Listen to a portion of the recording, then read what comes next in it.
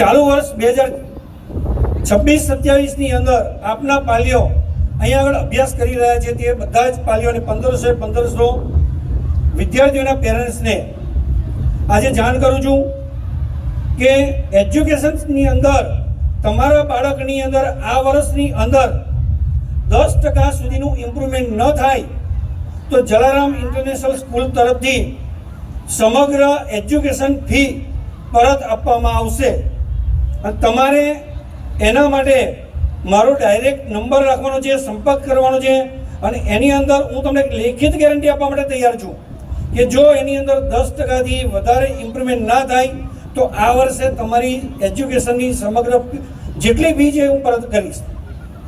સાથે સાથે ચાલુ વર્ષની અંદર અત્યારે 358 નવા એડમિશન થઈ ગયા છે આપણે ત્યાં.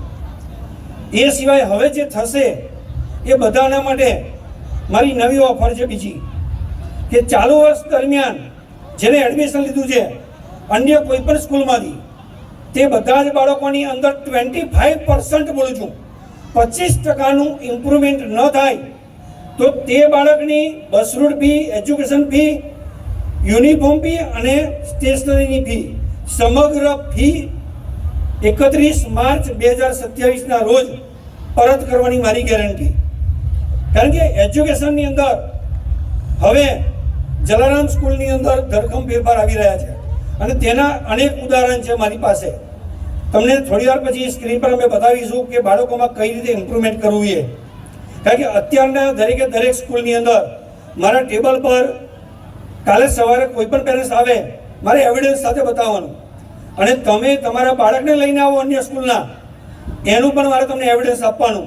કારણ કે મેં મારા ટેબલ પર હું નામ નથી કહેતો તમને અત્યારે, પણ 90%, 92%, 95% અને 97% સુધી બાળકનું પરિણામ અમને જાહેર થયું છે અને થશે એમાં આપી દીધા છે.